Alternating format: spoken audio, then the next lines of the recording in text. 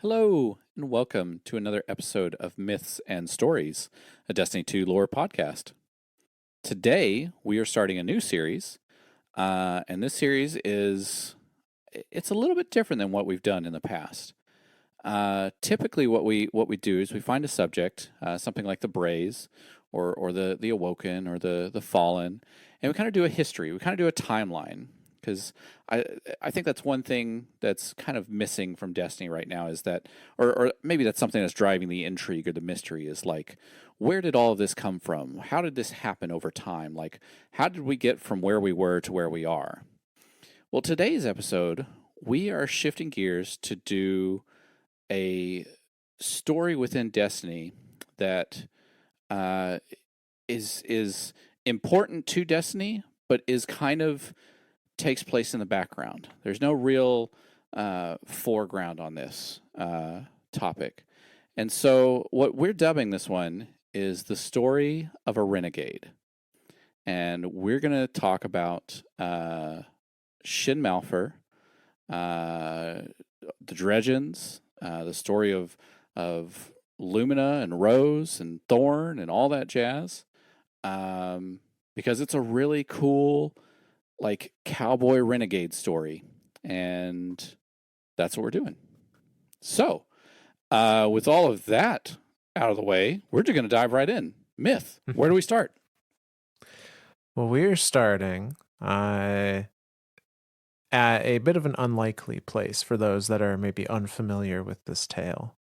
Um, so this is usually thought of as the story of a hunter. You know, Shin Malphur being a hunter, the man with the golden gun, and that is true. But we're actually going to start with the story of a titan. And this is a titan that was resurrected before the City Age and became a very well known name during the very early bits of the City Age. And we can kind of see his trajectory, and it will become apparent over time how he fits into this grander tale. So we are going to be uh, starting this off with the titan named Razil Azir. And this comes to us from the D1 grimoire, specifically from Taken King, where the grimoire that is titled Razil Azir Before These Walls. And it goes like this. Razil Azir was a man, and in time his kind would be called Titan. Mountains of muscle and might and metal. His collar was fur and teeth, his person clad in ornate gold-etched plating, trophies upon his shoulders. This was before the city was the city. This was before the walls, still in the shadow of the fragile giant above, but before. Salvation seekers came, survivors, weary remnants of a people on the brink. These were the days before reason took hold, before study was merged with belief. The giant was looked to as one would a god. Maybe it still is. Factions grew from the huddled masses, like minds coming together to provide support, comfort, and over time, these loyalties demanded loyalty. Differences that used to inform, viewpoints that, when joined, granted a larger understanding of the whole, instead became points of conflict. The sanctuary became divided.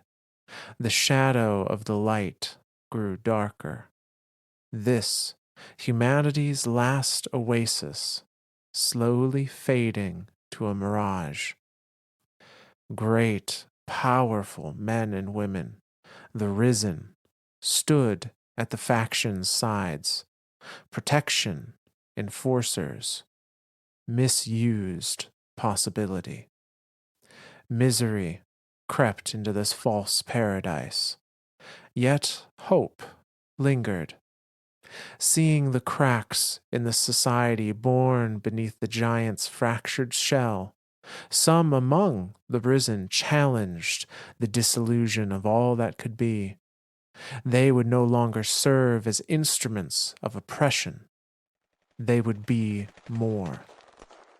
Thus began an unnecessary war, made necessary by greed, ambition, fear.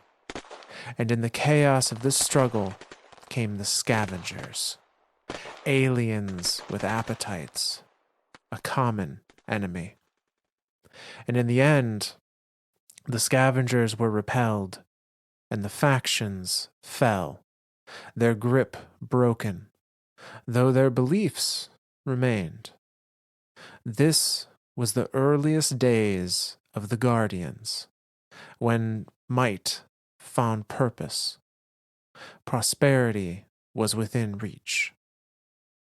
Raziel had been a champion of these wars, a leader. Against the alien pirates, he had been even more than that. And if the giant wasn't a god, then maybe, some thought, Raziel was. As the first walls formed, built of hard work and sacrifice, Raziel and the Guardians stood against the alien plunderers time and time again. More survivors arrived, more warriors, and the Guardian ranks swelled, and the city grew. Hope blossomed. To Raziel, it was a currency. Hope bought tomorrow. Tomorrow bought the effort needed to survive today. Yet Raziel grew weary. Stories haunted his nights. Old stories.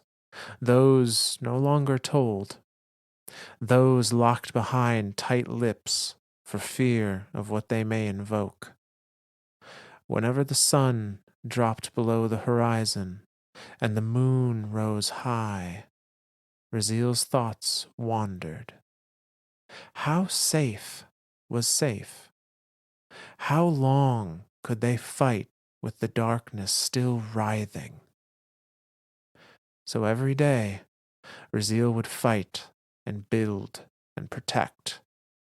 And every day, a city grew beneath the giant. And every night, he would think about all that was never said and stare intently at the moon above. And that's where that one ends.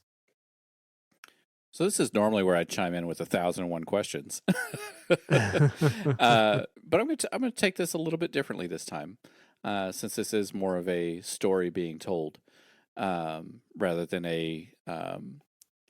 again, when we've done past series, we've like put stuff together and go, oh well, does that mean that's when this was happening, or does this mean that, or we kind of approach it with different theories or analytical stuff.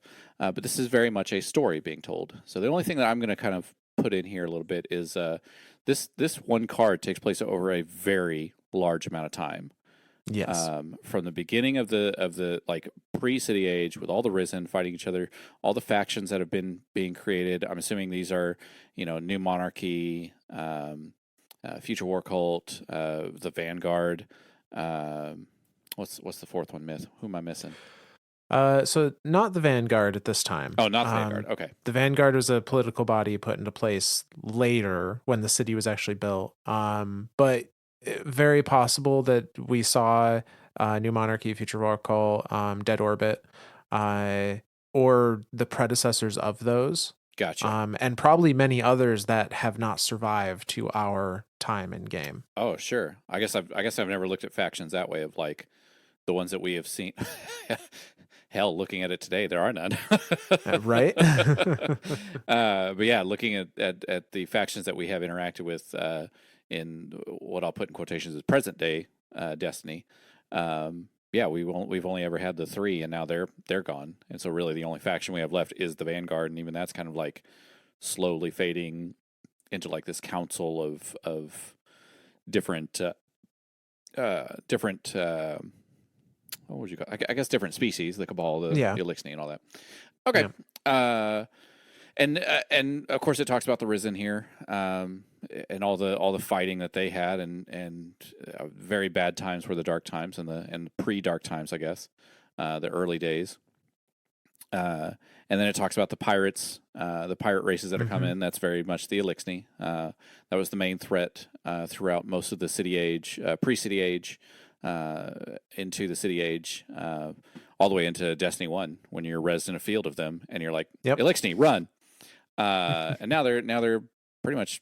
I mean, I don't want to say eradicated, but the Elixni that are left are very much very.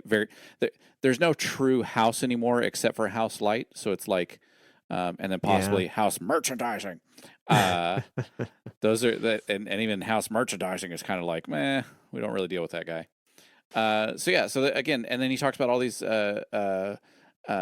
different battles. I'm assuming things like Battle of Twilight Gap, Six Fronts, all the different things to push away the Elixni threat that kept threatening the city walls in the city, which created a common enemy amongst all the Risen and all the light bearers to now become the early days of the Guardians. Yep. And one thing that I wanted to really point out, in addition to all of that, is, Raziel was considered one of the greats. The people of the city said if the Traveler wasn't a god, then perhaps Raziel was their god, because he was that prolific in the creation of the city and the defense of the city, and just his power to fight back the forces of dark. They assumed the forces of darkness, which were the Elixni as far as they were concerned. Kind of the way we view Zavala today. Yeah, okay. Very much. I don't know that he was a commander in the same way Zavala is, but it does say he was a leader for sure. So very highly regarded, very highly respected, considered, one of the best of his kind in many ways. And he's got this nagging worry, this nagging, like, everything's going really well here. We can defend stuff, and we're building, and we're finding hope and prosperity. But there's this shadow lingering. Like, I know there's a dark power that came and almost wiped us out once, and like it's gonna come back. He constantly has this in his head. That sense of like, when's the other foot gonna drop type thing. Right. And he specifically is looking at the moon in this. He's saying, stories that people don't tell, like haunting stories, presumably about Hive being on the moon. And he has started to hear whispers of these old stories here and there. And, every night he just stares at the moon, thinking about, like, what can I do about that? So, but before he decides to try and attempt anything on the moon itself, we have a few of his exploits in various battles throughout the ages of his time at the city. In our next lore card, which is from D1 as well, titled Raziel Azir, War Without End. And it goes like this. At the Battle of Ztories' ambush, his foot pressed hard to the sun-cracked ground. Beneath it the Vandal's neck gave. A hiss of ether burst free from dissipating. Raziel turned. 3 dregs charged. Their captain raised his shockblade high, unleashing a battle cry to fuel their rage. Focused fire spit from the muzzle of Raziel's full auto. The dregs fell. To the captain, Raziel was a trophy that would buy unmatched respect among his devil brothers. To Raziel, the captain was already an afterthought. As ether leaked from the pirate's broken body with each blow of Raziel's heavy fists, Raziel's attention had shifted to the unknown, but inevitable, battles that would follow this one. This was the state of things. Conflict as common as breathing. At the Battle of Teskin Valley encounter, a ketch with unfamiliar markings hung low between two peaks, a rare sight. Fallen flagships weren't known to linger so close to the surface, preferring constant motion like sharks on the hunt. Skiffs circled below the ketch as their crews prepared to plunder any treasures the facility held. Raziel leveled his rocket launcher. A digital ping signaled a lock, and a trail of smoke shot towards the lead skiff. 2 more rockets followed in rapid succession. The lead skiff took 2 hits, lurched and retreated back toward the ketch above, and the 3rd rocket caught a trailing skiff as the craft turned to engage its attackers. Raziel looked back. Go. You can't take a ketch alone, Hassa laughed. The ship isn't my target. Raziel had a plan. Hassa hated Raziel's plans with equal parts envy and concern. Lead the skiffs away, he continued. We'll meet. Can't meet if you're dead. Hassa shot back. Raziel smiled beneath his helm. Go. Hassa and Tover throttled their sparrows and disappeared into the heavy woods. Raziel watched from cover as the skiffs gave chase. The fallen below had taken defensive positions. The rocket attack caught them off guard, but they were ready now, and there were more of them than he had time to count. Raziel raced down the slope, weaving between the thick growth of bush and pine, in a direct path for the fallen clustered at the mountain's base, his ghost at his side. I need you to hang back. Trust me. Always have. How quick can you light my spark? You expect to die? Can't say that's the best. How quick? Quick? Good. Be ready. For... you'll know.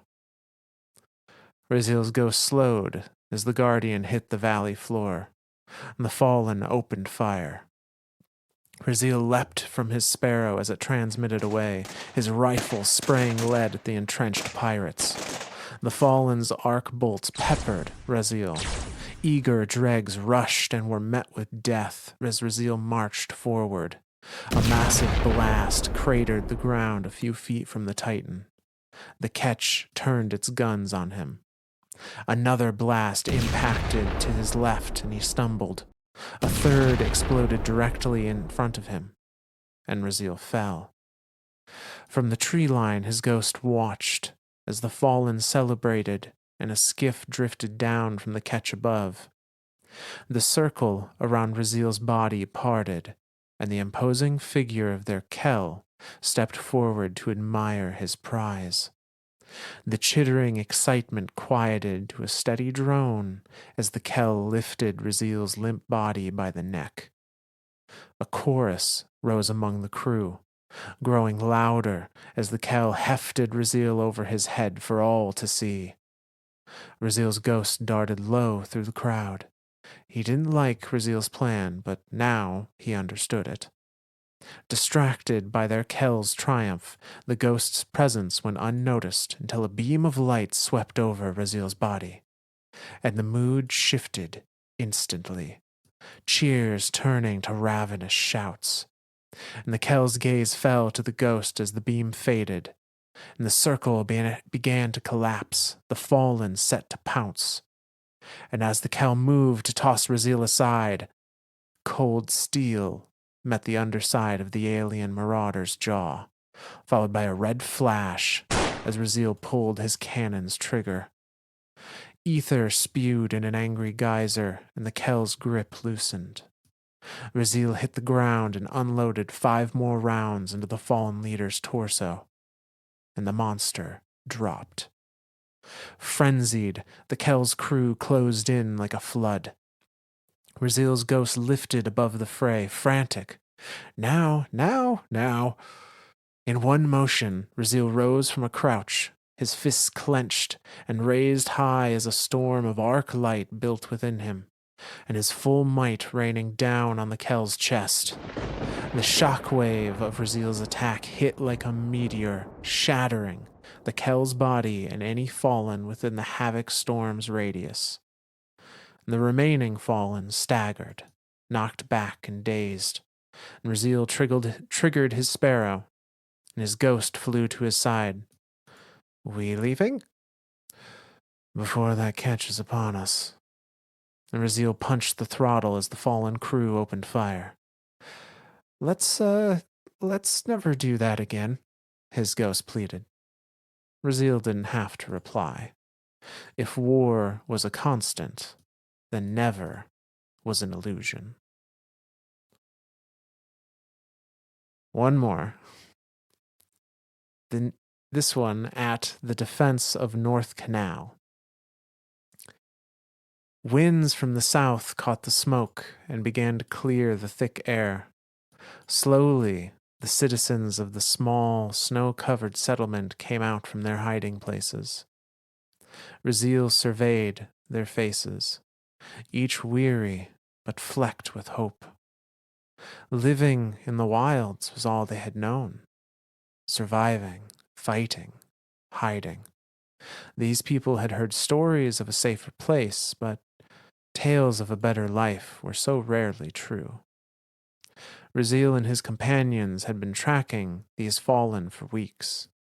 Had they caught them sooner, this town would have been spared. That any survivors climbed from the rubble to see another day at all marked this as a victory. But Raziel was growing tired of small wins. That evening, Raziel and the others led a gathering of survivors on the long journey to the growing city beneath the traveler.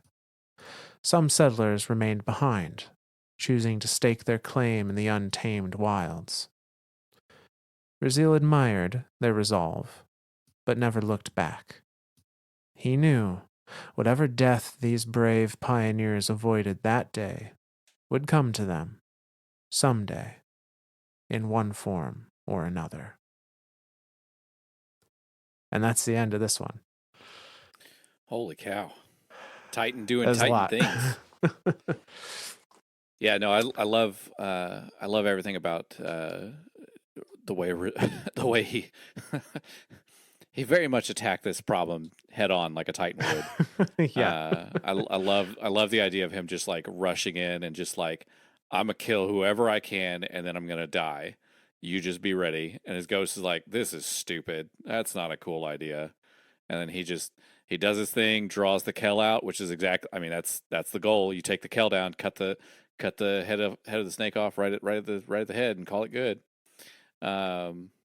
Which I don't know, for Fallen, that's kind of probably a bad thing because now you have like 40 different guys vying for the power vacuum that's been created. But I guess that's kind of what you want. Like, yeah, kill each other. That's 40 less guys I have to deal with in 10 hours. Yeah. And then to of course be rezzed just high enough off the ground to slam down and do a fist of havoc. I think that was pretty good. That was pretty good. Yeah, and then that idea of that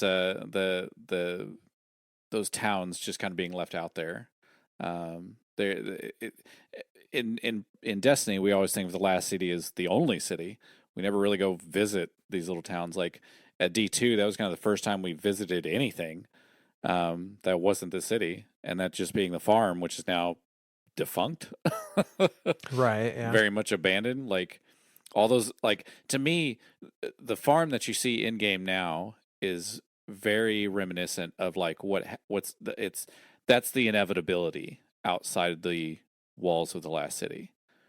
And it says it in this one too. Like that death is going to come in one way or another. You just don't know when. So that's very, very, very telling of life outside the city walls. Yeah. So we have Razil, who is continuing to be this protector inside and outside of the walls, taking the fight to the fallen, helping, refugees and leading them back to the city to a better life, hopefully. Um, but on the other side of things, he's getting tired of small victories. He's getting tired of these winning these little battles when the grand threat, it hasn't been affected in any way, really. And to him, the grand threat does not appear to be the fallen, in his opinion. They are a threat. They are the more immediate one, perhaps. But again, it's those stories of the moon. It's the stories of this darkness that caused their civilization's downfall. Is a piece of it is still there, just waiting. And like that sword of Damocles is always on his mind. I guess real quick too. That's one thing that I've never really kind of put two and two together. The hive on the moon have presumably been there since the collapse. Yes. Like, I don't know why I never really kind of put that thought together. They've had a direct outpost in our backyard since the ghosts have been created, since the end of the Golden Age, since the Witness left. Like, that's holy shit. Yeah, and I mean, if there were any hive on Nezarek's pyramid ship when it crash landed, like that could be how they got there. Absolutely.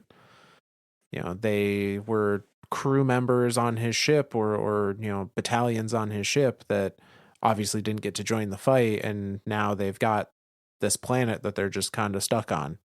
Yeah. At least until they meet up with more hive that can help them out. Or transform the moon into a giant warship. Yeah, or just turn it into a war moon and exactly. That's do what they do. Goal number one.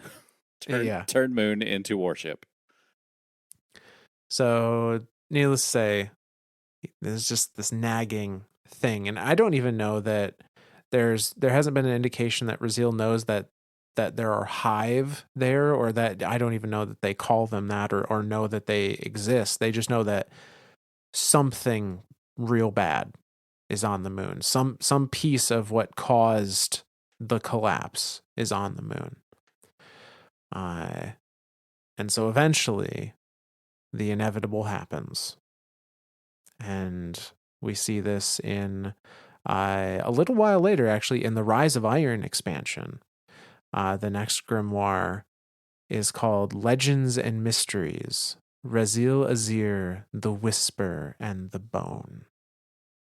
And it goes like this. Something in Razil was telling him he shouldn't be here. Something deep.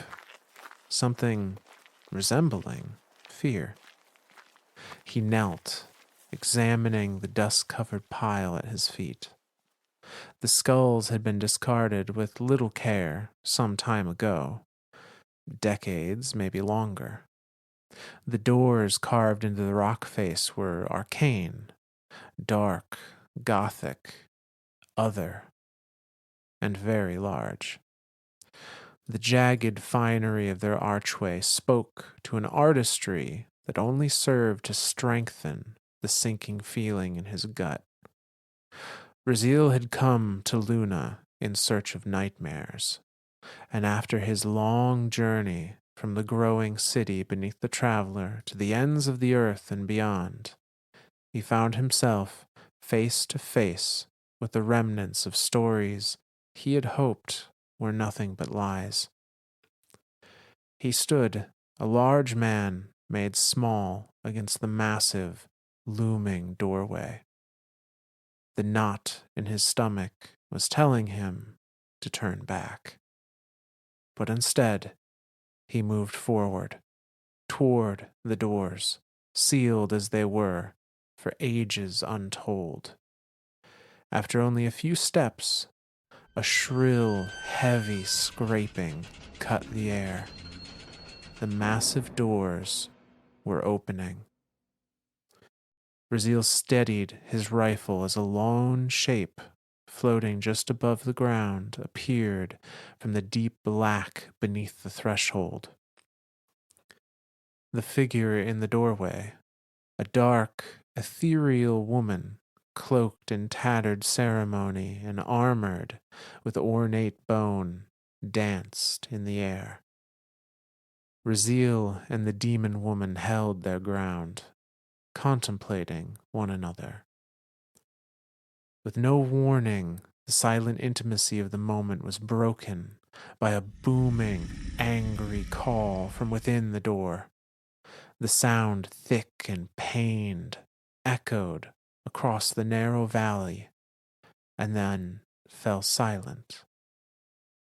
And after a beat that felt like eternity, the figure backed away into the dark.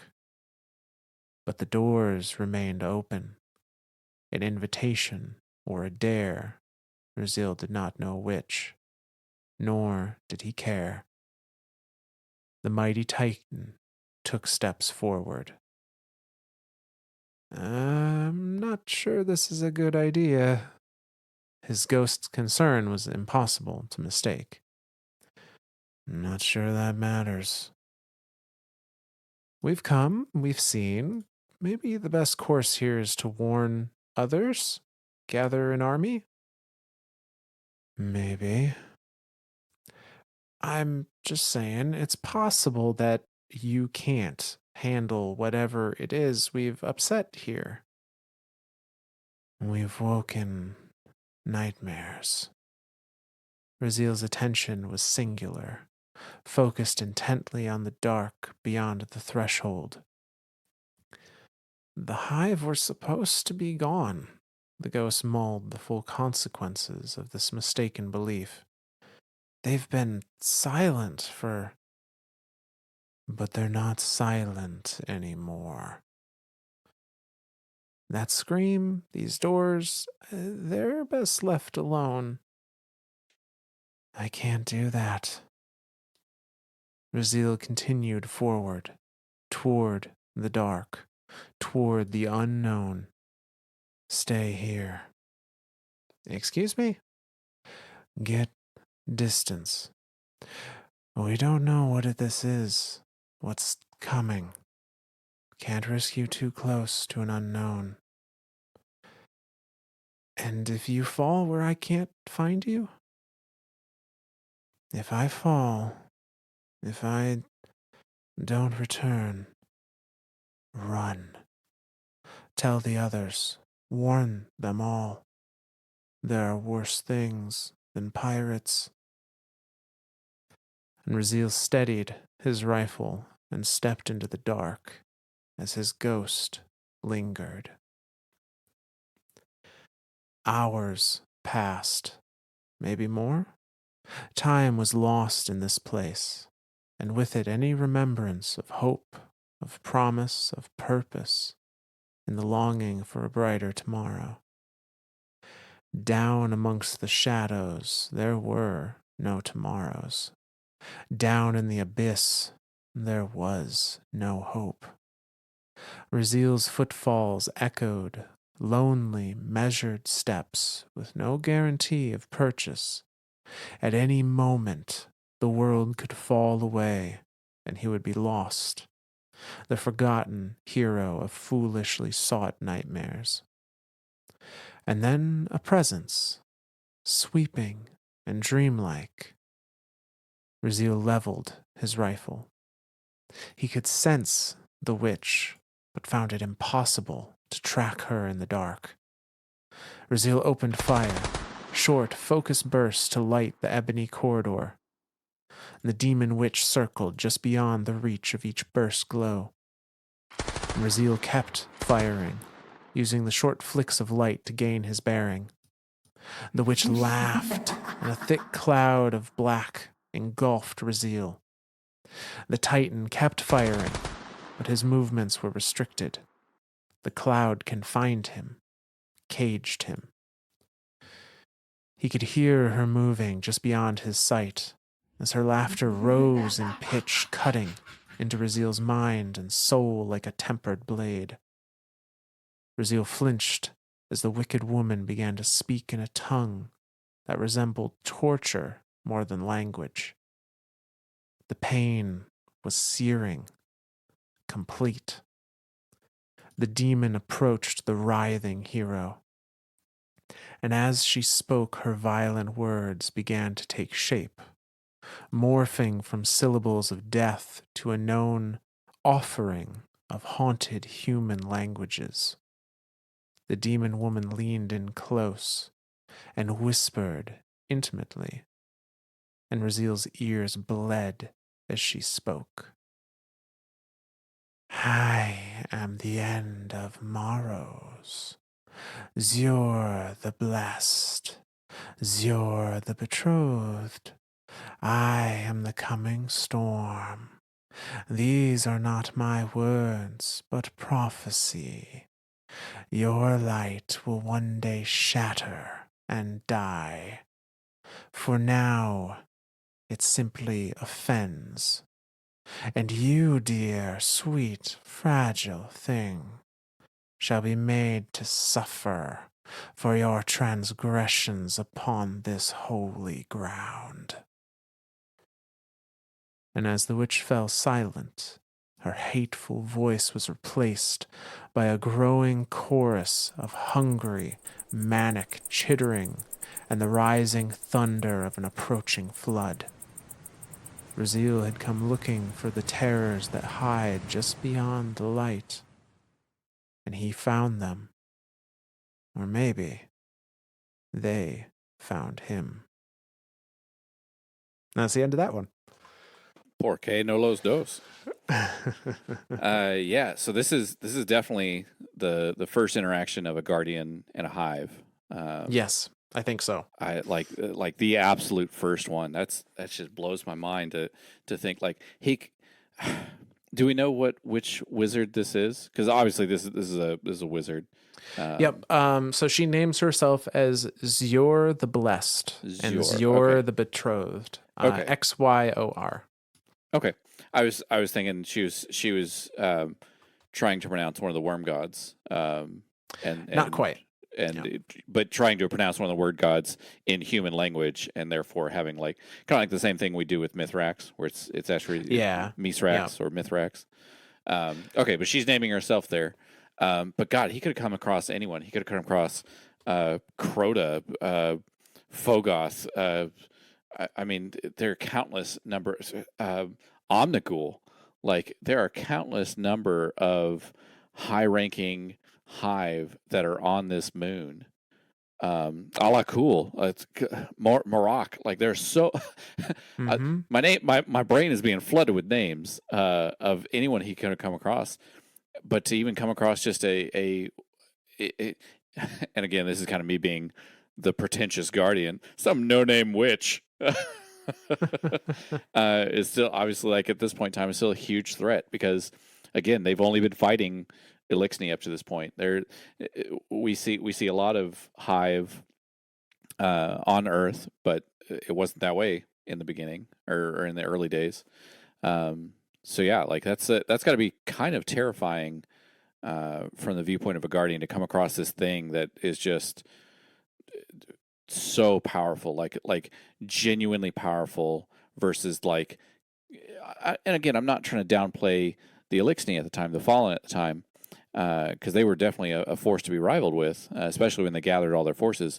But this was like a singularity thing that by itself was terrifying. And then of course the flood.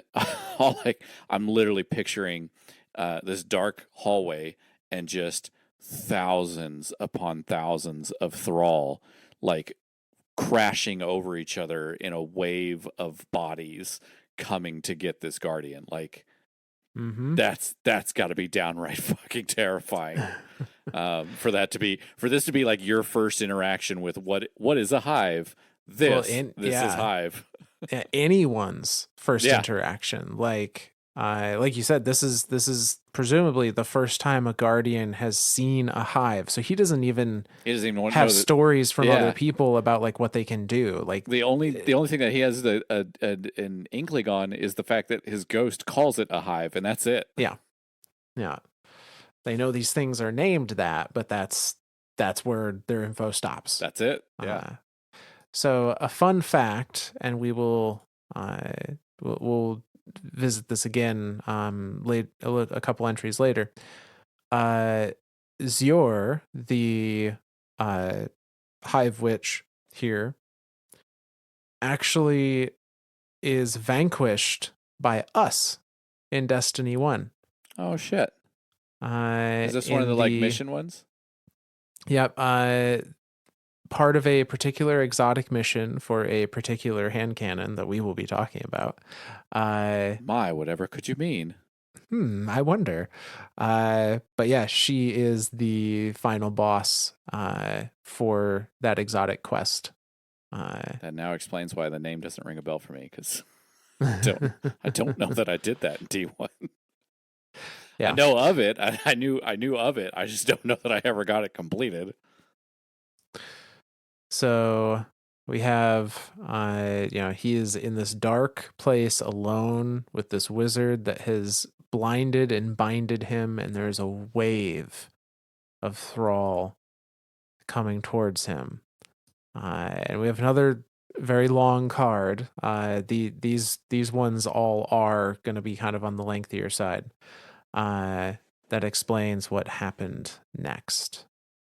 So, with that, we are going to read from the Age of Triumph, the Rezil Azir Triumphant Fall grimoire, which goes like this. The trigger clicked. Another empty clip slid from its purchase and dropped to the dark stone floor. It was the last. His rifle was dry. Rezil spun the weapon in his hand, grabbing hard around the barrel like a club, and a new wave of chittering death was upon him, fragile but aggressive, overwhelming in their number and oppressive in their rage. The stock of the rifle connected with skull after skull, and they caved and fell like the others before. And the pile of vanquished nightmares, half bone, half dust, grew at Rezil's feet. There was a calm to him, an ease. The chaos of battle was no time to panic. His swing was wide but measured, no wasted movement. A demon clawed at his back, and then another. They were heavier than their frail frames would suggest. He gave a shrug and shake, turned and hammered the stock hard into the side of one creature's temple. Its skull splintered, and the stock lodged deep in the wet, chalky mass beneath the bone. He made a fleeting effort to break the rifle free, but had to let it fall away as the rush of demons increased. Rezil kicked the other monster to the floor, stepping on its neck while shifting to backhand a throng of attacks eager to make their killing lunge. If the rifle, his battle-worn inferno, had served to thin the herd and buy Rezil time to assess the whole of the situation, his rose would see him through it. It always had. The Titan, awash in the ash and gore of his enemies, pulled his cannon and in one motion feathered the trigger to level the wretched beast closest to him. The bloom from each shot lit the cavern with a flash of red heat, a garden of angry roses blooming in pointed defiance of this vile, hateful kingdom of shadows. On the far end of the sea of gnashing maws, the wicked woman danced in the air, watching, waiting. Rezil's cannon was loaded and ready to fire as if an afterthought. He let loose another barrage, and 6 more demons slumped lifeless onto the pile. The witch unleashed a violent cry, and as quickly as it had begun, the onslaught stopped. The chittering fell from deafening roar to an eerie chorus humming through the ebony haze just beyond his sight.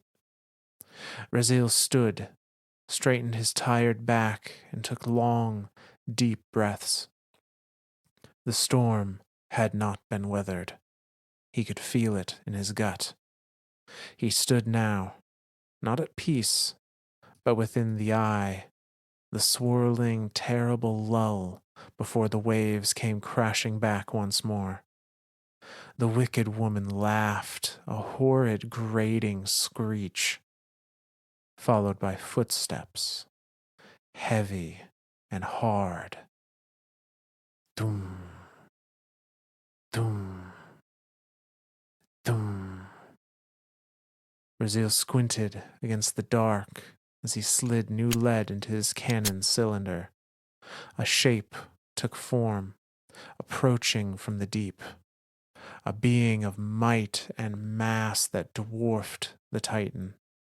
A cleaver the size of an ordinary man, bigger even, hung effortlessly in its hand. Its body was thick with ornate bone, a living armor that was one with the beast. Raziel let out an accepting sigh. The creature walked like a man burdened by untold sin, lumbering and slow, though its stride covered ground with unnatural ease. To Raziel, the approaching horror cut an imposing silhouette, not unlike that of an ancient, disgraced knight. Maybe it had been heroic once. Maybe here, in these shadows, to the watchful eyes of the wicked woman and her rotting horde, it was a hero still, only for a darker, more sinister cause. The thought intrigued Raziel. The fight he had come all this way to find, the enemy he had hoped was nothing but a legend's lie, seemed eager to greet him. He smiled beneath his helm, and then spun his rose with a confident hunter's twirl before steadying his aim and fanning its hammer once more. The angry bloom lit the dark. 6 shots, center mass. Raziel's lead pinged off a sudden, shimmering wall of black. The knight had conjured a protective barrier as if from nothing. Unable to comprehend the creature's arcane methods, dark magic or unimagined technology, or even a joining of the two, Raziel didn't care. He reloaded and prepared to face the unknown. As the ethereal shield faded, the beast raised its blade and let loose an aggressive, inhuman roar, Hell's own battle cry. And Raziel accepted the challenge. His rose gripped tightly in a vice grip. The Titan charged forward. He would meet the Shadow's rage head on. Outside the cave, 2 days had passed since Raziel stepped from the dark corridors beneath the moon, back into the light. His ghost pressed him for details time and time again. He wanted to know all he could of the wicked woman and her promise of suffering, of the sea of mindless, chittering death, of the hulking knight and Raziel's epic battle. The ghost was enthralled and deeply concerned. If the monsters below the moon were active and aware, the city must be warned. Raziel agreed.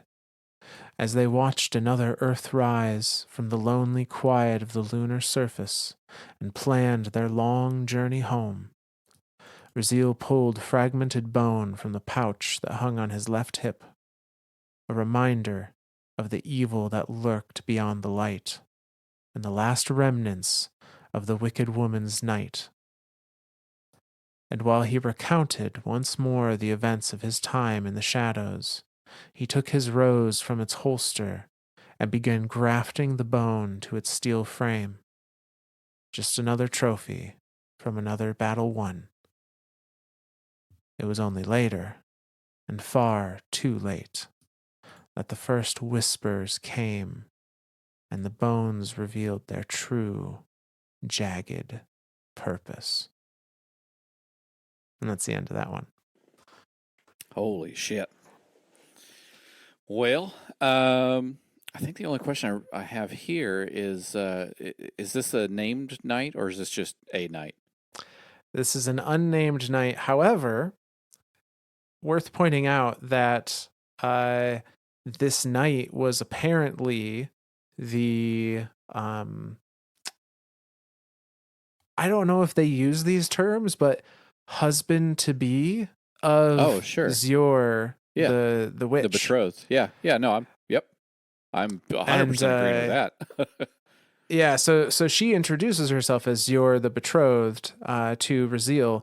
When we fight her in game in Destiny 1, she is Zyor the unwed, is her title. Oh, because they killed his husband. Okay. Yeah.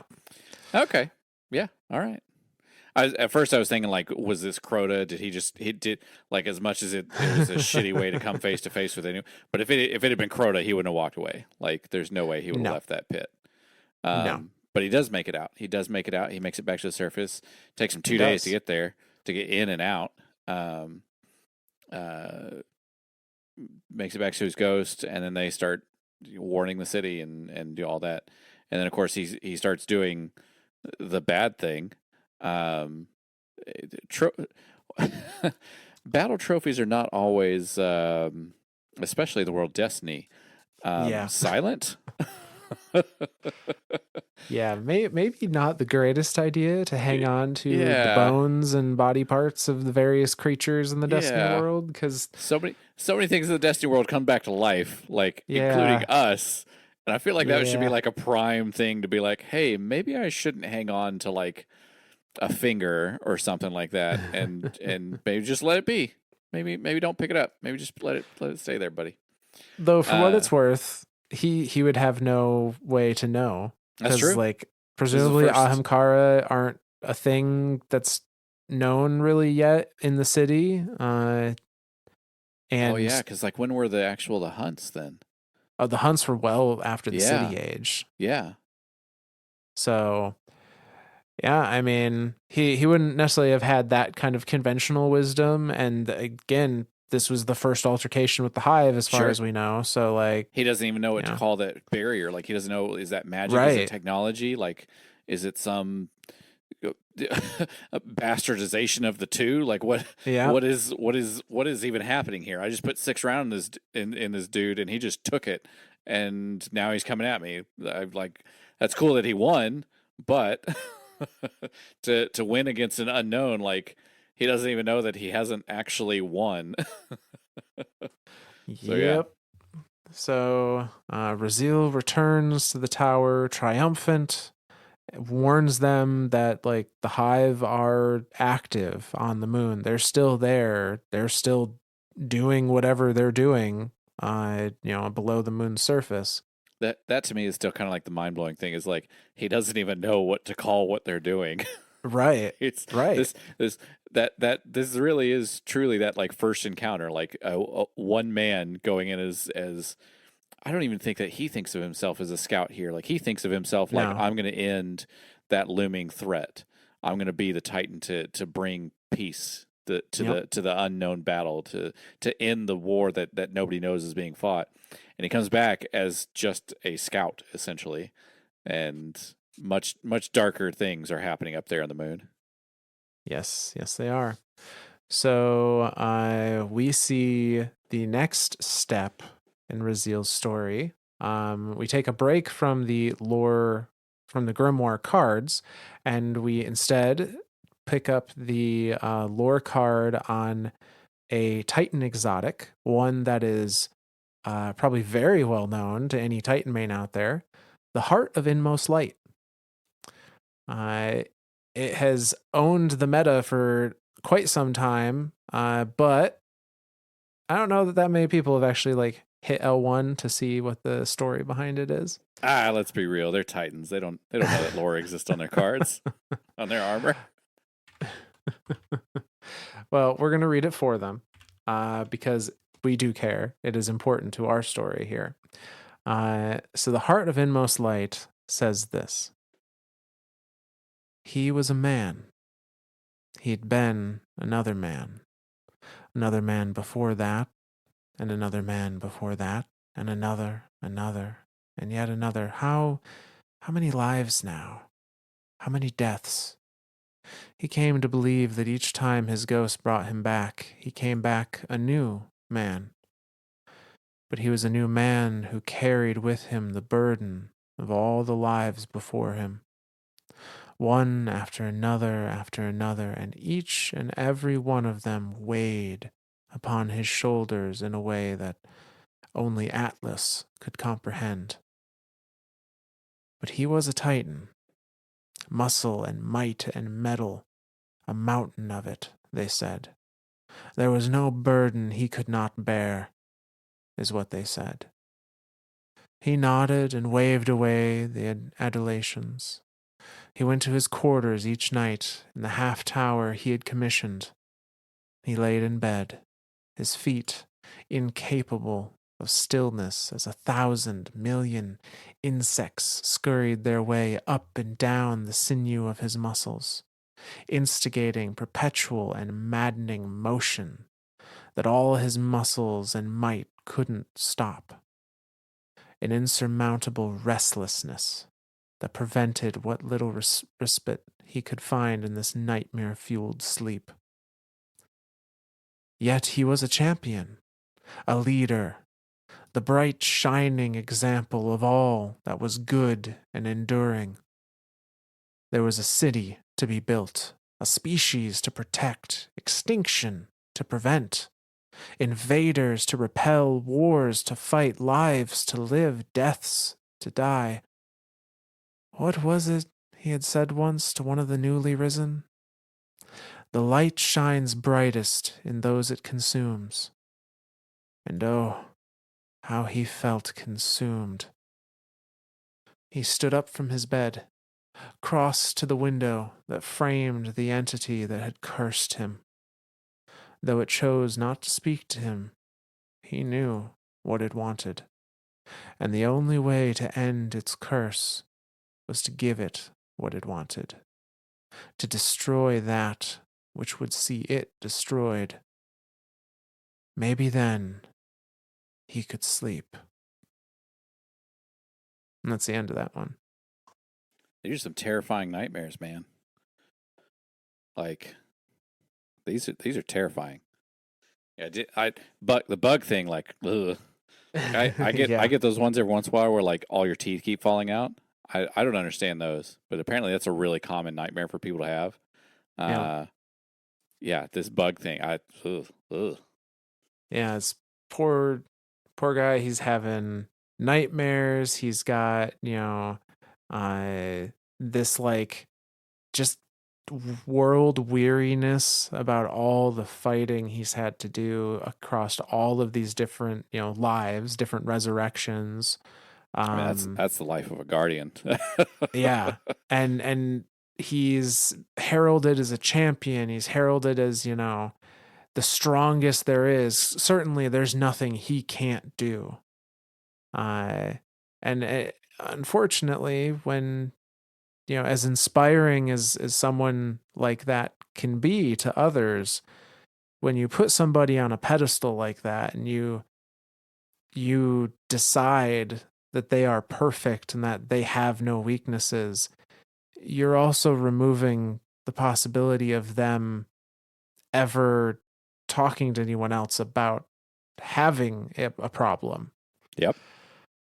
And so he's trapped. He needs to be this shining example, but he feels like he's being eaten from the inside out. And I don't know if they say the window that framed the entity that had cursed him. I don't know if they just mean he can see the moon from his window. I think that's what they're saying. That's what I thought too. I couldn't tell if it was like an actual like he he's got a chunk of the wizard or a chunk of the thing just like framed on his wall, like, haha. Well, I mean, this. it could be his gun with the bone grafted on it too. Yeah. I didn't even think of that. But there's some reminder, be it either just seeing the moon or his gun or whatever. There's a reminder that's always like kind of telling him just give in. Just give in. Just go crazy, go wild. And his will is starting to crumble. He's starting to be like, maybe then I can get some rest. Maybe then I can have some peace if I just do what it wants. Nope. Nobody ever thinks of immortality as a prison, but it kind of is. Yeah. So we continue now with, if you hadn't guessed by this point, this one is going to tell you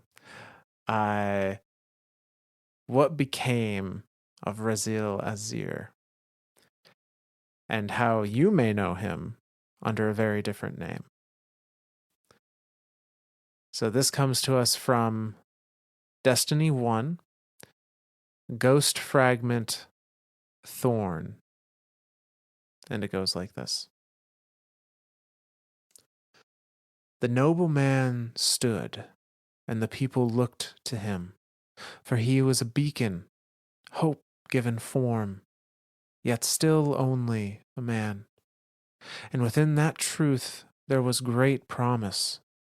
For if one man could stand against the night, then so too could anyone, everyone. And in his strong hand the man held a rose, and his aura burned bright. When the man journeyed on, the people remembered. In his wake hope spread. But the man had a secret fear. His thoughts were dark. A sadness crept from the depths of his being. He had been a hero for so long, but pride had led him down sorrow's road. Slowly, the shadow's whisper became a voice, a dark calling, offering glories enough to make even the brightest of light wander. He knew he was fading, and yet he still yearned. On his last day, he sat and watched the sun fall. His final thoughts, pure of mind, if not body, held to a fleeting hope. Though they would suffer for the man he would become, the people would remember him as he had once been. And so the noble man hid himself beneath a darkness no flesh could touch, and gave up his mortal self to claim a new birthright. Whether this was choice or destiny is a truth known only to fate. In that cool evening air, as dusk was devoured by night, the noble man ceased to exist, and in his place another now stood. Same meat, same bone, but so very different. The first and only of his family, the sole forebearer and last descendant of the name Yor. And in his first moments as a new being, he looked down at his rose and realized for the first time that it held no petals, only the jagged purpose of angry thorns. And that's the end of that one. So this is actually the first card that actually kind of has a lot to unpack with it. The first is the changing of the gun. So the original gun being it's a 140 hand cannon, right? I think Rose. I think Rose is 140. Anyway, so Rose being the hand cannon, the actual proper Rose hand cannon that you can go get in game if you feel like beating your head against comp for a little while.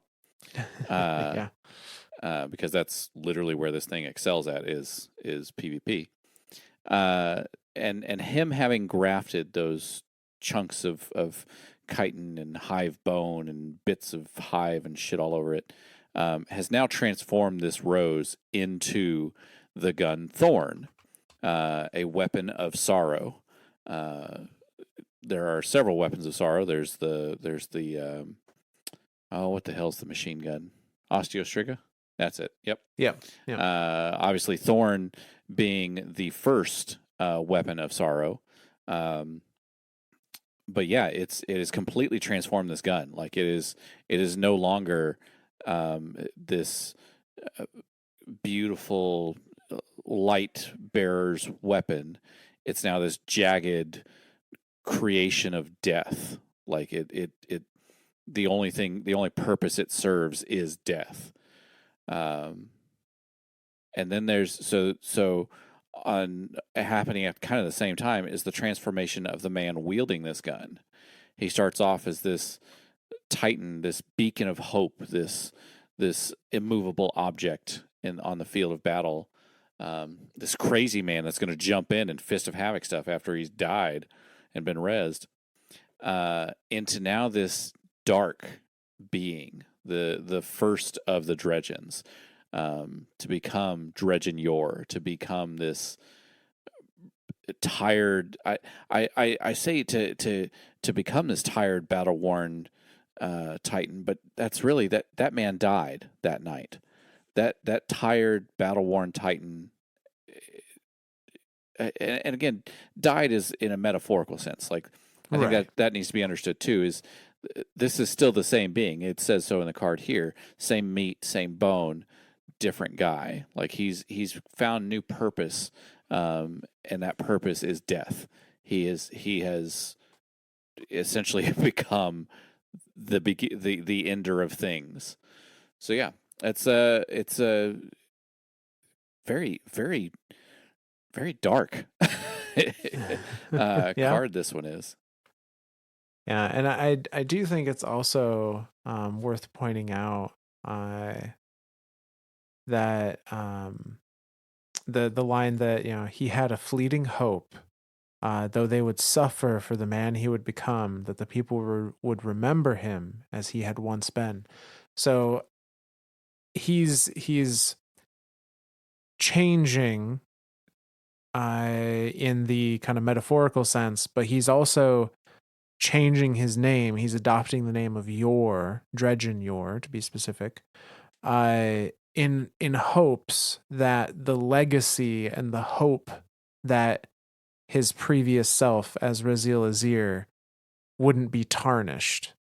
Sure. Because people would would hopefully wouldn't be, oh, did you hear this awful thing that Raziel did? It would be, did you hear about this awful thing that Dredgen Yor did? Like, he's trying to separate his old legacy and all the good that that man can be as an inspiration for people. He's still trying to separate that away from all the dark he's about to do. What does his ghost think of all this? Well, that's kind of you should say that. kind of, because there's kind of this really important other, I say immortal being, but we now know that, I say we now know. I don't know that we ever thought of Ghost as immortal. Like, the Guardian is immortal, but the Ghost itself, I don't mean, they kind of are. Like, sure. All the ghosts have been alive since the collapse. Sure. So they were all born at the same time. There's never been a new ghost. All the ghosts that ever have existed and will exist already exist today. So that was what, 1,600 years at least? At least. Probably more than that at this point. At least. Like, we'll call it an even 2,000. Yeah. So if they're not immortal, they are very long lived. Pretty long lived, yeah. Yeah, assuming nothing shoots them, of course. Yes. No light suppression technology, no darkness whisper not wanderer. Wrong darkness. Witness. God, that's I lost the witness's name and all that. No witness whispering through it or taking control of it. Yeah, no, it's presumably ghosts are immortal, but yeah. Yeah. So Raziel Azir is now Dredgen Yor. And wreaks some havoc in the city. He kind of give into that go crazy thought pattern. particularly in the Crucible. So Why? Why? Okay, a lot of bad things happen in the Crucible. I mean, a place where you're intentionally killing each other over and over and over may attract some bad actors. Just saying. I think like, so. I think so. But so Rezil Azir presumably was a well known or well regarded member of the Crucible. And so him entering it, from people on the outside, his face hasn't changed. Like, he still looks like Rezil Azir if you knew Rezil Azir personally. I think like that alone makes it really hard to like separate the like he wants to create that separation between the two, but if you don't change your look at all, like how are you supposed to like he portray wants that? to. That doesn't mean that it will be successful. And yeah. Honestly, by nature of us and other, community members well before us putting this story together, he was not successful. Yeah. So, but yeah, so we don't have a lore card necessarily for what he did in the Crucible, but we do know that as a weapon of sorrow, Thorn, the original Thorn, not the Thorn we have access to in game, but Dredgen's Thorn, Yor's Thorn, it dealt final deaths.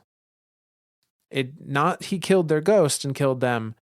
If he killed a guardian with it, they could not be resurrected. They were dead, whether the ghost was alive or not. Well, and like that, like what happens to that ghost? Is that just a guardianless ghost now? Like, we always think of the opposite, right? Like if a ghost gets killed, now you're a lightless guardian. But what about the opposite? What happens when the guardian dies and can't be rezzed? Is the ghost just a dead thing now? Well, hold on to that thought. I'm getting all these good questions, man. We're going to find out. So we don't have a lore card for his time in the Crucible during his little rampage here. But we do have a couple of flavor text on some items that give us a hint about it. So on the Mark of Contention, which launched in Destiny 1's The Dark Below, the flavor text says, the mighty Thalor was invincible in the Crucible until Dredgen Yor and his Thorn came. So this Thalor, this Crucible champion, was bested, presumably killed, by Dredgen Yor. And then on the cloak of Dredgen Yor, which is also from The Dark Below, we see a familiar name for those that are up to know about the Vault of Glassfire team. So the cloak of Dredgen Yor has the flavor text that before he took Pahanen's light, Dredgen Yor ruled the Crucible, the notorious Thorn at his side. So this is the Pahanen. I'm still confused at like how Shax is just like letting him go. Well, I'm guessing he wasn't dealing final deaths immediately. Okay. It just seems so odd that like the Crucible, and again, it is kind of like the Wild West, right? Like the lawlessness sense. The sense of lawlessness is in there, but there are still rules to the Crucible, and like presumably Shax watches all the feeds.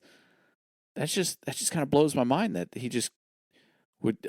I don't know that he would just stand idly by, but I mean, accidents happen, and I put that in quotations, but like, how many times does like accidents happen and this guy just so happens to be in the same vicinity before you're like, wait a second? Well, if we assume, because it says here, before he took Pahanen's light, Dredgen Yor ruled the Crucible. So it sounds like he made a name for himself before he started just outright killing people. Okay, sure. Which makes me otherwise, think, how are you going to draw like people into your fights? Like, right, if you're just a nobody, they're like, oh, I'm not going to fight this. Who is this guy? I don't care. I want to go for the top guy. But yeah, if he makes his name for himself, then everyone's like, "Oh, he's badass. I got to take him down to become better, to make my light better." Yeah, Yeah. So up for debate if he killed Thalor, but he absolutely killed Pahanin, and this is the Pahanin from Kabir and Prey, this fire team. Uh, After he came out of the Vault of Glass, Pahanin met his end from Dredgen Yor. turns out super good advice wasn't as good as he thought it was. Yeah, maybe not. Maybe don't build a gun that talks to you. Right. And I don't even know that the gun really talked to him. I think he talked to the gun and thought the gun talked back to him. I don't know. Hard to say. Like, hard to say. Yep. Especially when you have a few screws loose after diving through, a Vex installation like the Vault of Glass. Very true. Very true. So, but no, you had questions about like, what did Yor's ghost think of all this? Yeah. Well, what did all the ghosts think of this? Well, Yor was run out of the city essentially, and I don't know if he was being hunted. I have to assume maybe, but also like this is still early-ish city age. Like they need to be defending themselves, not necessarily sending their strongest after another guardian that can just outright murder them. Sure. Well, so then I guess I got to make a correction in timeline then. Earlier in this episode, I mentioned him being at big battles like Twilight Gap and Six Fronts. I don't know that he was at those. I think those battles were those first couple that you had mentioned in the second reading of tonight. Yeah, I don't think he was around for those battles. Sure. I don't think he made it that far. I think he ran out of town long before those. Yeah, because those battles would have been like you would have had Anna Bray there, you would have had Saint 14 there, Osiris, all the big names. Osiris, yeah, and I don't. They may have been around, and he would have had to have been at Six Fronts at least, because Six Fronts is when they were building the walls. Sure. But I don't think Twilight Gap. Yeah. Twilight Gap was that final push when the House Devils got everyone together and was like, "We'll be the big push," right? Yeah. Yep. So yeah, but we have a little bit of information about what happened between him and his ghost. This is a transcript of, one of those like secret hidden files that has been redacted and whatnot, but you can get a transcript of it. And this comes to us from the House of Wolves D1 Grimoire card titled Ghost Fragment Thorn 3, A Farewell to Light. And it has the location here listed as Mars. And it's a conversation that goes like this. You were not always this man. True. Then the math says you do not need to remain this man. You can be other. I am other. You can be better. This is better. That matter at best is subjective. Then what am I? Lesser? Some would say. But what would you say? All we've seen now, here with me, and you have no words. I have words, but you will not like them. There is much I do not like. More now than ever, it would seem. I'd find no laughing matter in your path. Only in the journey. What brought you here was once nobility. And my prize, that is no prize. A curse, then, I would say. And I would disagree. You are no longer yourself. I am myself. It's who I was that's gone. Who you were held all the value. To you, maybe. To the light. The light. It is all. It is nothing but a crutch. One that has held you up plenty of times. Only just, and nothing more. Nothing more. You were a hero. And yet, people still die. Corruption still exists. Light still fades. And darkness still spreads. As it will ever be. That doesn't mean you give in to what? Hope? This is not hope. This is peace. You have blood on your hands. How's that any different than before? Innocent blood. That is a matter of perspective. That's the shadow talking. And am I not the shadow? You know, these past cycles, you've made an honorable effort, tried your best to correct my course. But I don't know that it needs correcting. And if it does, could be too late. Could be is a winding path. Long way from where I was to where I'm going. That is my hope, that there is still time. For what? Corrective measures, the righting of our path, the cleansing of your shadow, and a return to the light. Tell me, why did you pick me? It doesn't work that way. Was I special? You were, but only as special as any other. You are all special. That seems to contradict the word, don't it? Not in my estimation. If we're all special, are any of us really?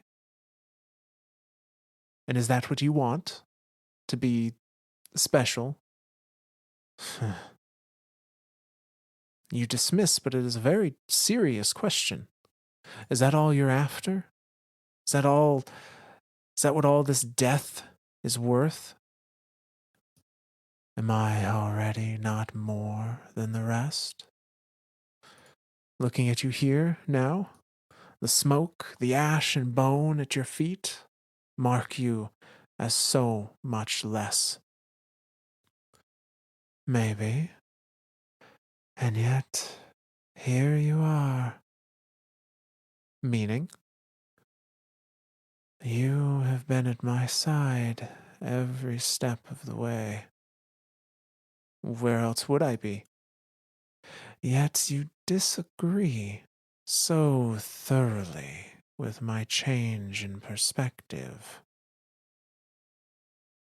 If only the change was simply one of perspective. Your evolution was no choice. This is not you having come to an understanding after careful, considered thought. This is corruption. The shadows, the darkness. Maybe so. There is no maybe about it. And you think you can save me? I rekindled your light. It falls first to me to aid in its survival.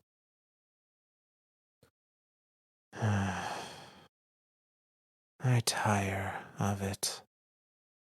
You must try. I tire of you. Raziel, that is no longer my name.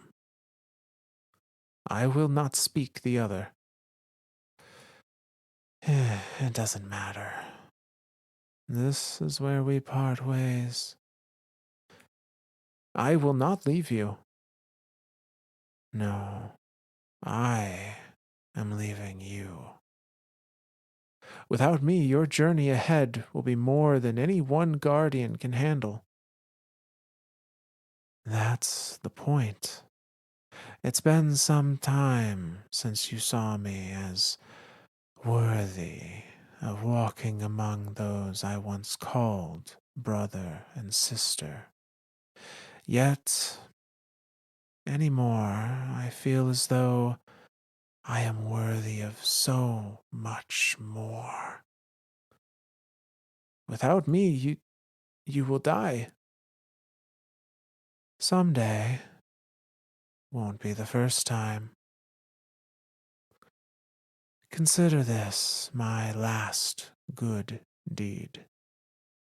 I am releasing you of the burden of my deeds, both done and yet to come. I will not abandon you. You will, or I will carve the light from your shell and leave the carcass of my first and last friend in the dirt of this dull, red world for no one to find. Then I have failed you completely. Not me. Maybe the man I was. He is truly dead then. I believe so. Belief is not fact. Ugh. Semantics I no longer have the patience for.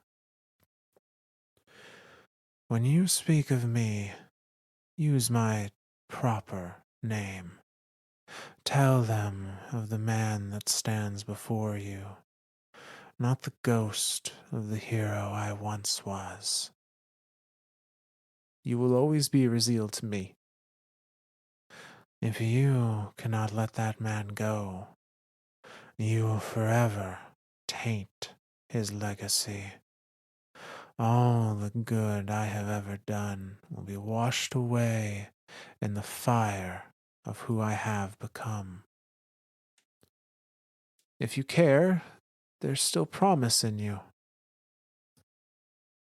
If I'm being honest, I only care to give hope to the frightened, huddled masses, so that when I come upon them, they will have even more to lose.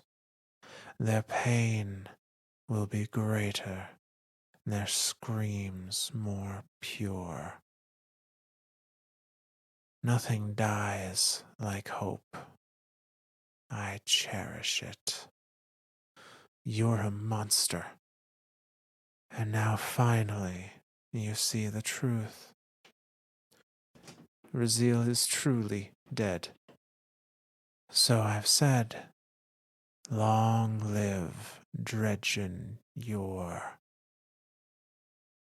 This is farewell, when you can only run from your sins so far. In the end, you will die alone. Maybe so, but I gotta tell ya, I tend to like my odds. Your tainted rose will not always save you.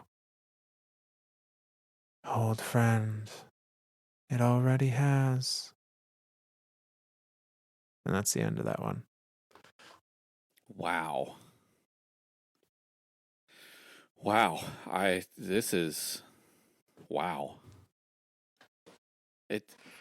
Jesus. I don't know. Ow. Wow. This is dark. This is getting dark real fucking quick, man. Yup. Yor was not a good guy. No, he was not. Holy shit. It's funny to me. I'm very much reminded of of Star Wars. He very much seems like he has come from Jedi to Sith, because he starts talking in absolutes there, and then I'm reminded of like only a Sith talks in absolutes, and then even his ghost is like, then that man is dead, and he's like, yep, that's the point. Like, Jesus, like, man, I don't. Whew. This is a deep one, man. This is a true abandonment then. Like, as much as his ghost was like, I can't leave you, his ghost has rationalized leaving him by saying the guardian that I once fought alongside has died. Yep. And so he's the ghost is creating a hard break there between the life of the person standing before him was and the life of the person he is now. Albeit very begrudgingly, it seems, or very, not begrudgingly. What would you call that? I guess begrudgingly. Yeah. Yeah. Like he doesn't want to. Like, the ghost doesn't want to leave him. He keeps mentioning here, like, you'll die without me. Like, you will die alone. And he's just like, cool, don't care. And I think the ghost still, for a good while into this conversation, at least until maybe the very end, still is like, I can save you. Like, I can bring you back. He's trying so hard. And then, like, he even says it there, like, then I've failed you. Like, if I can't bring you back, if that hope truly is dead, I've failed you. Like, I've failed as a ghost. That's got to be a shitty feeling for a ghost too, because to truly have that level of failure, this is the first time of it. I mean, I don't know this is the only time, but this is definitely the first. You're right. Like, no one, as far as we know, has been corrupted by the darkness. You know, no guardian has been corrupted by the darkness in this fashion. Yeah. Until Yor. Yor was the first one. Yeah. And so for him to go through that, and for his ghost to go through watching his guardian go through that, and again, it wasn't just a guardian. Raziel Azir was the beacon of hope for the city. That's mind-blowing. He was the unstoppable titan that everyone put on a pedestal, that compared to a god in some people's eyes. And like that is the person that has turned into this monster. What was his ghost name? I don't know that we ever learn his ghost's name. So, you know, it would be fucky as hell, as if Amaru is that ghost. You know? He finally just decided, shit, Yor was right. Fuck it. And just started grafting shit on him and was like, Edgelord Amaru, at your service. First ghost. I mean, we know all the ghosts that hive themselves up, edgelord themselves up. We're kind of like reading a little bit too much into the Books of Sorrow. I don't know that it's that far-fetched to think that they would follow this idea of the Dredgen and just be like, fuck it, we've been around forever, we don't care anymore. Yeah. I mean, who knows? That honestly, that would be such a cool connection if it ended up being true. Would that be like just the biggest, like, what the hell moment in Destiny? Like, oh my god, where did this guy come from? Oh, that. Like, it's just like the full thing has come full circle. Like, he was corrupted because of the Hive, and now because of the Hive, he has now become the greatest ally in Savathûn. What the hell? Yep. That'd be wild. Cool. I hope that happens. I'm hoping for that one. That's if the hope is kind of a central theme going on here in this. A little bit, yeah. It's kind of dying, so I'm going to bring a little hope back and say I hope that that's a thing. But so with this, we are going to close on Act 1, essentially, of our series here. We have seen the transition of the grand and mighty and shining hero Razil Azir into the monstrous Dredgen Yor. And we're gonna end the episode there and pick up with Act 2, talking about Shin Malphur and how he crosses paths with Yor next week. Sweet. Well, other than giving Imaru a weird, crazy theory idea of where he came from, I haven't created anyone today, so I feel pretty good. Let's do some shout outs then. Yeah, so we got a bunch this week, man. A bunch, which is awesome. So yeah, we'll just go through the list here. Rock and roll with it, Myth. The first one coming to us from our Twitter page from Monkey Luffy. That's got to be. I think that's a One Piece reference. I was going to say, is that Luffy or Luffy? I don't know. I'm gonna say it's a One Piece. I'll take it. I know of One Piece. I don't know anything of it. You're not on episode 1072 yet? It just keeps going forever. Mythborn. Mythborn, what is wrong with you? You're not going to watch the live action version of it on Netflix? Don't yell at me. Please don't. No. Please don't yell at me. Anime, live action, Netflix. Those three so put into bad. any combination. They're so bad. I keep wanting to like them. Like the Cowboy Bebop one. I wanted to like it so much. And whatever. Yeah. No. It's fine. Well, regardless of their namesake, they say, made a Twitter just to rep this podcast. Best Destiny 2 lore content out there, hands down. Let Myth and Zor expand your minds with this awesome universe. Now that's the thing. Like, to just create like shit. I don't know if I've ever done anything like that. Yeah, thank you. Yeah, that's fucking cool as hell. I'm sorry, maybe? Both, yes. For getting you into this whole social media thing, because don't do it. I don't even have a Twitter. Like, everyone laughs at me. I don't even own a cell phone. Like, I'm as anti-social as can be, and so yeah, for somebody to go out of their way and create a Twitter just to come out and thank two random dudes, fuck yeah, that's what we need. That's the way love in the world is supposed to work. That's what I want more of. If that's what changes the world, that thing right there. Well, say world changing aside, thank you very much. One step at a time. Hope. Remember, Myth. Hope. Hope is. Hope is dead. Hope is dead. It's so dark. So moving on. Next shout out for the evening comes to us from Apple Podcast Review, who say we have 1371 Ace, who left us a very kind 5-star. Thank you very much for that. They say, I've been playing D1 since D1, but because of life, parentheses kids, I haven't been able to play or grind as much as I would like.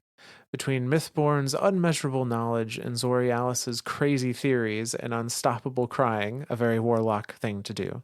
That's all we do, man. We read and cry. That's it. We're the emotions of the Destiny universe.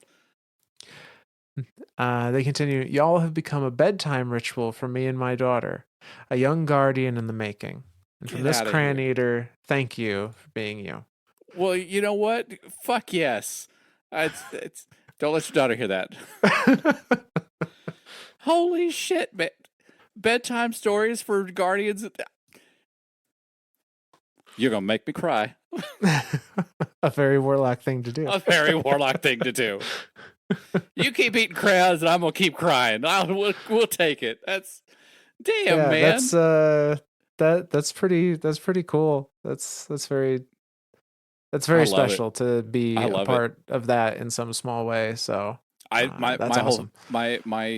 my family is very much into Destiny. My son plays, my wife plays, and I play. Like, it's Destiny is kind of like eh, it's funny. Like when we look at different games that we've all kind of like played throughout the years, and we all just kind of come back to Destiny because that's like it just brings us together. It's like, yeah, that's man, you gonna make me cry again. Well, No, thank that's you. really cool. So thank you. And hopefully she enjoys the stories as much as you seem to. So No, hope is dead, myth. oh no. Wrong choice of words. Uh So moving on to our next one. This is another one from Twitter. Comes to us from Astro, who says, "Hey guys, love your stuff and have avidly listened since I found you guys late last year. So glad to see the increased notoriety for the amazing work you both do. The long form format in which you guys break down the lore is just hands down the best." Uh, and then they continue. "I did want to hear your thoughts on a theory I have. What do you guys Ooh, think about the ghosts maybe being shards of the witness's civilization's consciousness, maybe given new life through the struggle between it and the traveler during the collapse?" oh shit. So first off, thank you very much for the kind words. We do when we were first starting to really actually go, this might be a thing we do. Uh, Sticking with the long form style was something we really wanted to do because we just hadn't seen it anywhere, and I Yeah, feel like a lot of the stories that are told really benefit from having that more long form, absolutely. uh given you all of the context kind of thing. Sometimes those little bits of information are enough to get the bigger whole, uh, even if it is something small like that, just the flavor text on a gun. Yeah. No, and I'm sure there's stuff we have missed and will miss, but we do the best we can. We put forth as much effort as possible to try and catch everything. But I don't want to breeze over Astro's theory here because I think Oh there's some yeah, interesting thing yeah. there. Um so I got yeah, excited when I heard this theory. Like, this is kind of neat. yeah, just to repeat, so their theory is, what do you think about the ghosts maybe being shards of the witness's civilization's consciousness, given new life through the struggle between it and the traveler during the collapse? Dude, that's if that's a thing. Yeah, that's a really neat idea. And I think it's got legs to stand on, I think it does honestly. too. Now that we know what we know about the witness.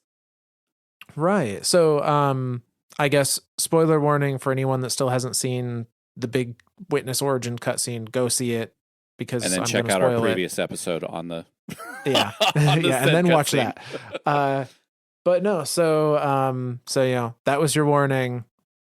3, 2, 1. Okay. So in the cutscene, we see that the witness is a conglomeration of all of the consciousnesses of its people, of its society. Willing or unwilling. Yeah, merged into one, became the witness.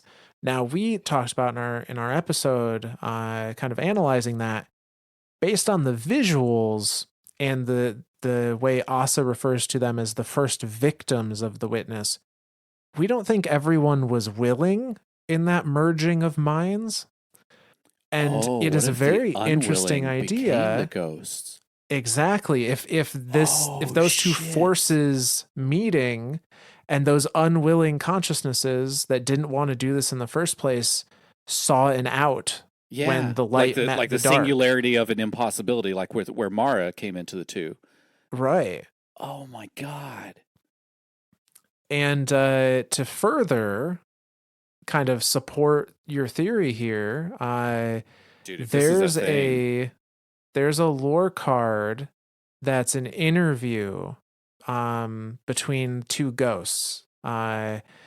And I can't for the life of me remember it. I referenced it, I think, in my response, my original response to Astro. Yeah, difference of opinion is the lore card from the Ghost Stories book, and in it there's an interview between two ghosts, and one ghost is kind of claiming like, oh yes, I remember what it was like to be inside the Traveler, and the other one is like, no, you don't. You're full of shit. You're full of shit. None of us remember it. You're just pretending to be better than all of us. Exactly. But the one that supposedly remembers being inside the Traveler said, described it as a cosmos in a bottle with trillions of stars orbiting each other in complex weave, but they aren't stars, they're souls. Get the fuck out of here. So, dude, this might have legs. I could definitely see this being true. Dude, this I might could see have this legs. being the thing. I mean, that would explain why the freaking witness can just talk to us through it constantly. Like because it has a connection to it. It doesn't even like he doesn't phase him at all or anything. He just like took hold of it and was like, "I'm gonna talk to you now." Ha ha ha ha ha ha. It like nothing stopped him. Like the light didn't like get all suppressy on the ghost, and the ghost didn't go, "I'm fighting it." No, nothing. It was just an instant click. I'm now the witness talking to you. I mean, if you're tuned in to witness K, what did I call it? KDRK. KDRK. Yeah, if you're tuned into it, like it's just a switch, like click. Now you're speaking darkness. So yeah, this might have legs, man.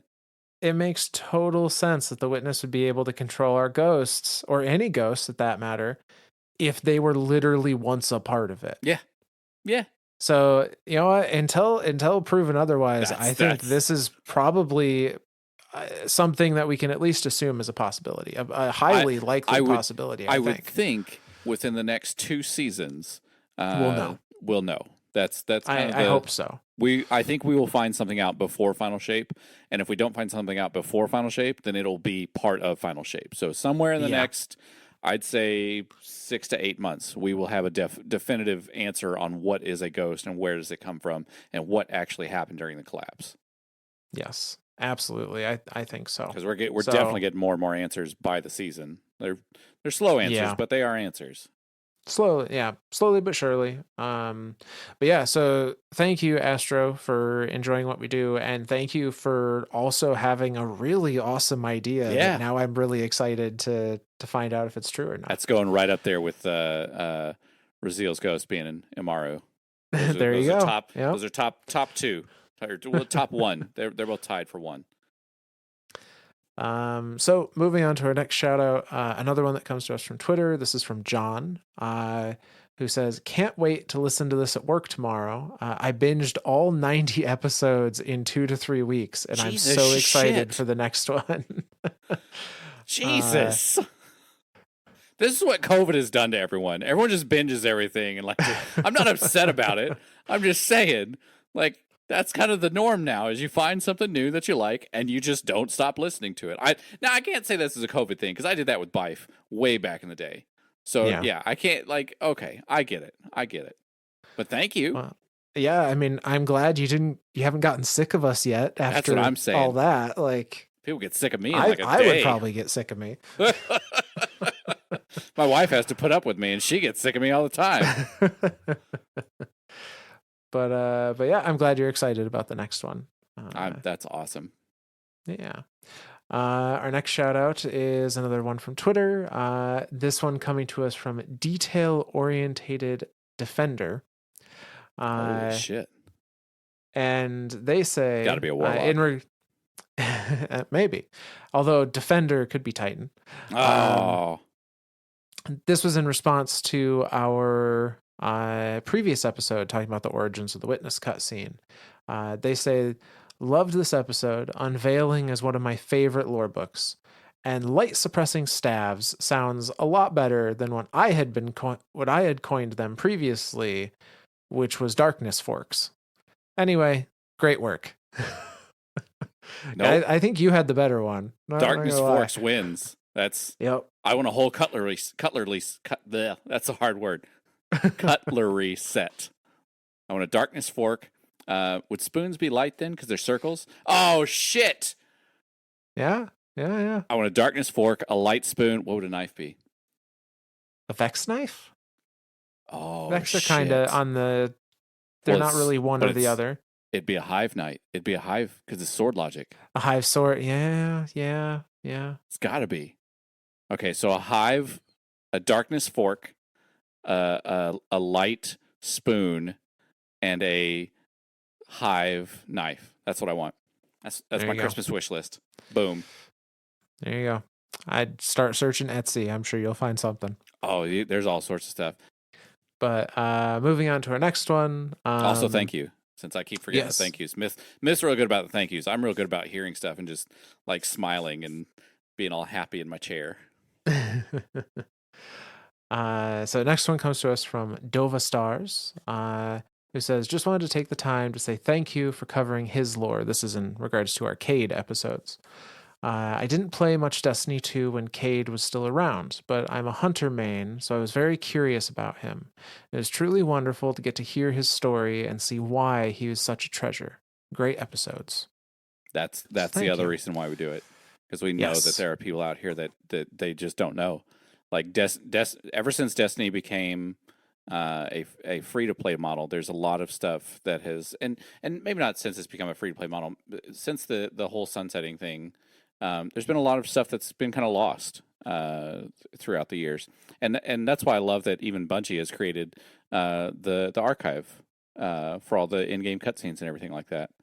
Because I don't want that stuff to get lost.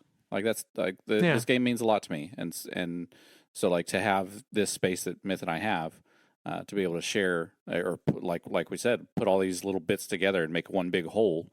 It's awesome. And so, yeah, like Kate is my wife's absolute favorite character, hands down. She loves Nathan Fillion. She was a brown coat before I met her. So, yeah. I'm always glad when we can kind of preserve the legacy of a character that people may not have, or an event or something that people just didn't get to experience. Because I think those are all things that are worth having in some form. So absolutely. I'm glad that worked out for you. And thank you. Yes, and thank you. Last one for the evening comes to us from a Dredgen Kane. Oh, shit. Shit. And they say, I just started listening a few months ago to your podcast on Audible. Started with your Bray Family series, and I absolutely loved it. Top tier. It's amazing for passing time at work, and when I travel, I've recommended you to other members of my clan, too. So thank you very much for that. And be careful when you go backwards. That audio gets rough. Yeah, we struggled at our early episodes, as I'm sure everybody does. But yeah, just, there'll be a very clear cutoff of like, oh, it got. I think from that point forward. I think the Braze was where it was like, because that's when I got the new mic and everything. So yeah, I think the Braze series is like the start of like my good audio. Your good audio started long before then. Yeah, I got a better mic. I think during Awoken, or maybe it's post Awoken. Anyway, you did Awoken. You're like, I did it. I'm treating myself. Kinda. But yeah, we really loved doing the Bray Family series. That was so fun. That's still like one of my favorite kind of ways we put that together. That's some of my favorite lore is the Bray stuff. Just because to me the Bray stuff really is that like what if technology works, and this is where it leads. Like I love that idea. Yeah. So Kane also says, as a follow-up, he says, I just finished your Strand episode where you talked about the various light and dark types, and it made me once again wonder, why does void light seem to corrupt or negatively affect hunters specifically, everyone, and not other classes? And why is it so hard for us hunters to learn? Oh, shit. So, to answer the first question, you're stubborn hunters. I know that wasn't how it was intended, but that is how it came across the first time I read it. Absolutely. But Oh, no, you in mean it's regards so to hard for them to learn how to use void? Oh, okay. yeah, yeah, I'm taking it not that way. why Like, is it? why do we keep Yeah, failing to this shit? Like, we're such boneheads. Yeah, because you're stubborn hunters. The point still stands. You're stubborn hunters, but that's not the reason. yeah. But no, in regards to void light specifically, so I'm guessing what they're referencing here is when you do way back when uh the void So the void hunter class quest back in for D1. the hunter back in D1 when you Yeah. first unlocked Shadow Shot. And you and also in some of Cade's messages that we read for our second episode of Cade. Oh yeah, He yeah, talks yeah. about like if you don't check in with this particular scout, she gets a little too A little too you know stalkery. a little too shadow and not enough stalker kind of Yeah, thing, yeah. or a little too stalker, yeah, I forget what it Something was like that. exactly, Yeah. but and it does seem to imply that there's like if you're not careful, you go off the rails a little bit when you dig That's too deep into the void. That's what I think too, because like the void is that abyss, that nothingness, and void really is that kind of like gray area to me. Like it's not it. We think of it as light because it has always been light, but it is kind of dark. Like I mean, that's the void light specifically is what Savathun was dragging out to study, and then on top of it, the hunters to me are kind of like that lone wolves. So like if you are out there alone, staring into the abyss of nothingness, that's to me that's easy to get corrupted with. Yeah, and I also don't think this is just a hunter thing. Like I get the feeling that void light is a uh difficult slash dangerous element for any of the subclasses.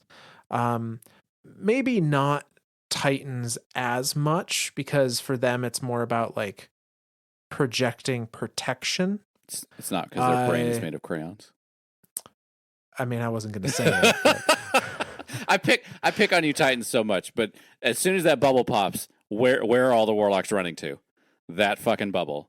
And that's yeah. void light right there. Like so as much as I pick on Titans, I fucking love you guys.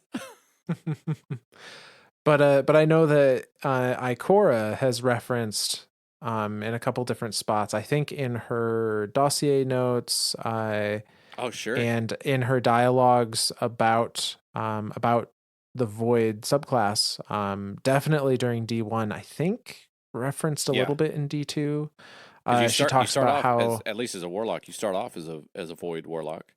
yep, yeah, but she talks about how like the mastery of void requires great mental fortitude to be able to like master the idea of emptiness and kind of I don't know if like reaching a nirvana state, but it kind of sounds that way how she Sure. describes it, like being empty and being one with everything around you kind of thing.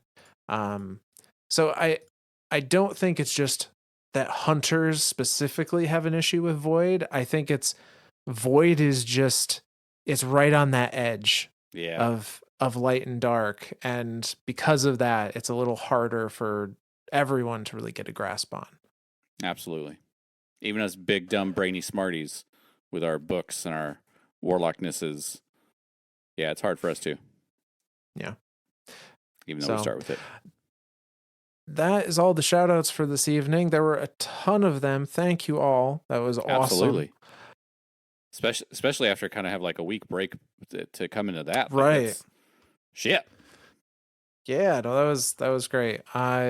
If you liked what you heard tonight, please go ahead and leave a review on your platform of choice. Just a couple, a star rating is fine. If your platform allows it and you feel strongly enough, you want to leave a text review, we welcome you to do that. We love reading those. Or you can reach out to us on Twitter at Myths and Stories, Z instead of an S. And we look at those, and you may see yourself on a future shout out. Yeah.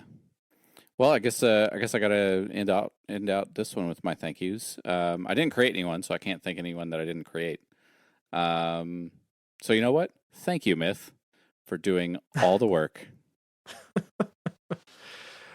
Well, you're welcome. Suck I it. guess I win. All right. Anything else, Myth? That's it. All righty. Well, then, from all of us lore daddies to all of you guardians out there, we'll see you next time.